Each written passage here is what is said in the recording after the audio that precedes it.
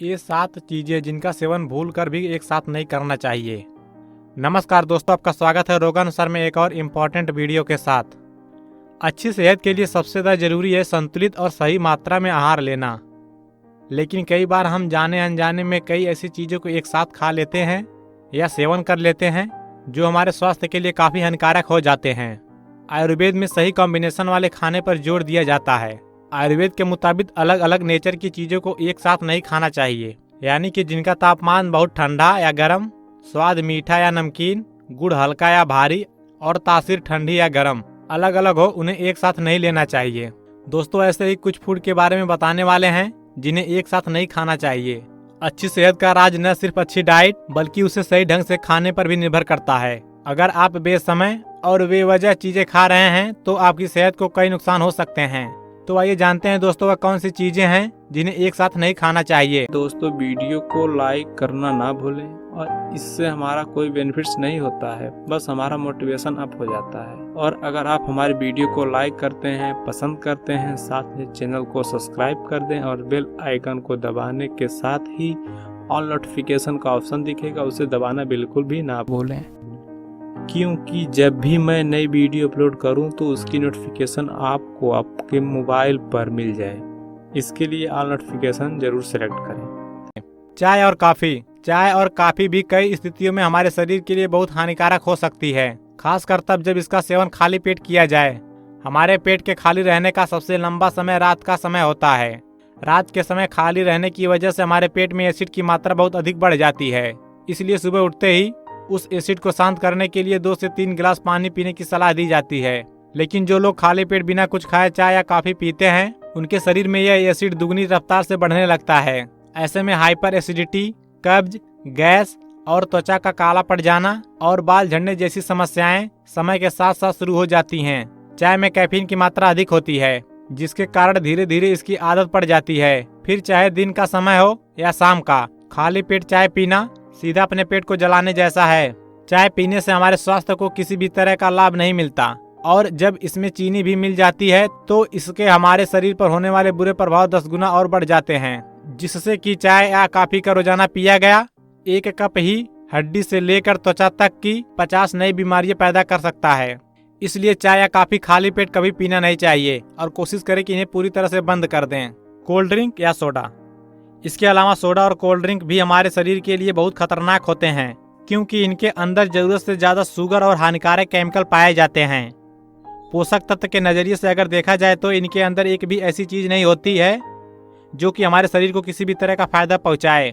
हम सभी जानते हैं कि कोल्ड ड्रिंक पीने से मोटापा और चर्बी बहुत तेजी से बढ़ती है, लेकिन इससे बढ़ने वाली मोटापे की खास बात यह है कि शरीर में यह अनचाही जगहों पर ज्यादा इकट्ठा होता है। हाल ही में की गई एक स्टडी के अनुसार यह पता चला है कि जो लोग ज्यादा कोल्ड ड्रिंक पीते हैं वह कोल्ड ड्रिंक्स में पाए जाने वाले एसिड की वजह से उम्र से पहले ही बूढ़े हो जाते हैं। दिखने में भी अपनी उम्र से 5 या 7 साल बड़े दिखाई देते हैं। अचार और नमकीन। रोजाना खाए जाने वाले भोजन के साथ चटनी, अचार और नमकीन खाने का स्वाद बहुत अधिक बढ़ जाता है।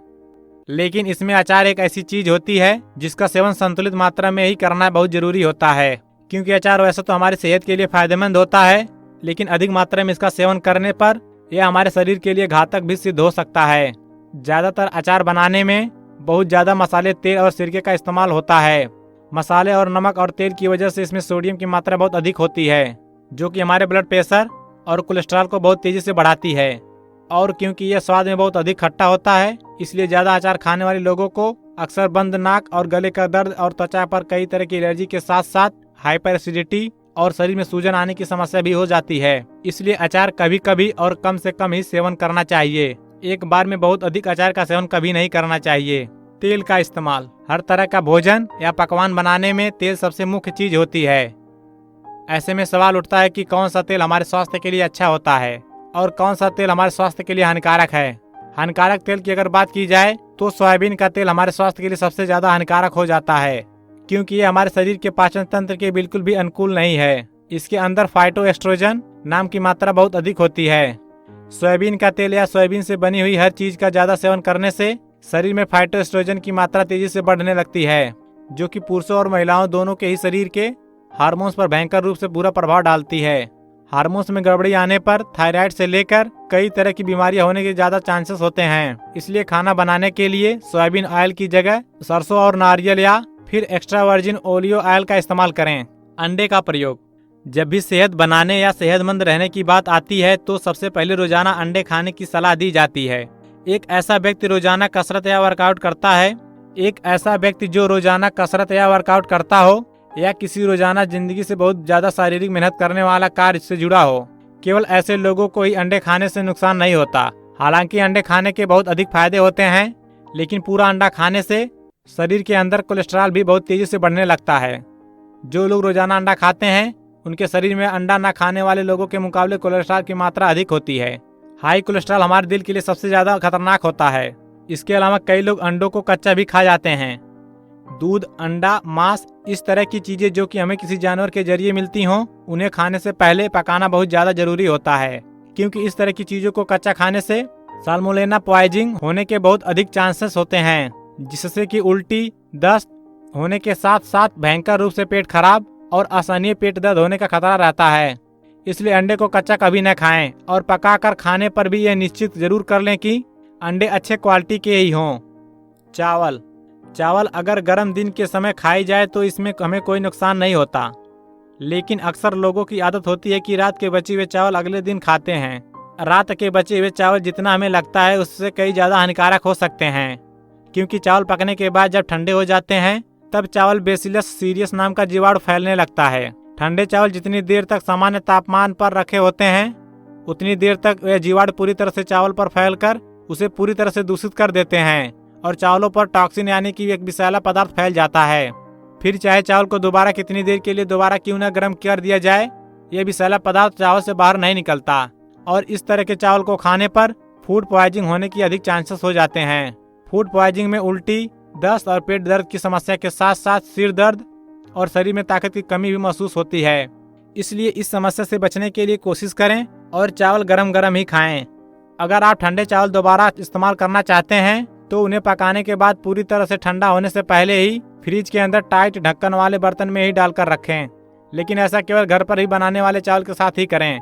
बाहर मिलने वाले चावल या उनसे बनी पकवानों का किसी भी स्थिति में दोबारा इस्तेमाल ना करें। पॉपकॉर्न। इसके अलावा पॉपकॉर्न जल्दी से बन जाने वाली एक ऐसी चीज है जिसके हल्के होने के कारण अक्सर लोगों को यह लगता है कि हमारे सेहत के लिए बिल्कुल भी हानिकारक नहीं हो सकते हैं। लेकिन केवल घर पर बनाए जाने वाले पॉपकॉर्न को छोड़कर बाजार में मिलने वाले हर तरह के पॉपकॉर्न, चाहे वह बने बनाए हो या पैकेट में आने वाले रेडी टू ईट हो, इसलिए पॉपकॉर्न हमारे सेहत के लिए बहुत ज्यादा नुकसानदायक होते हैं, क्योंकि इनके अंदर नमक, चीनी, तेल और आर्टिफिशियल कलर की मात्रा बहुत अधिक होती है, जो कि हमारे शरीर में बहुत अधिक चर्बी पैदा कर देता है। और बहुत ज्यादा पॉपकॉर्न खाने से हृदय संबंधित रोग होने के चांसेस भी होते हैं। इसलिए कोशिश करें कि बाहर मिलने वाले पॉपकॉर्न कम से कम ही खाएं। धन्यवाद।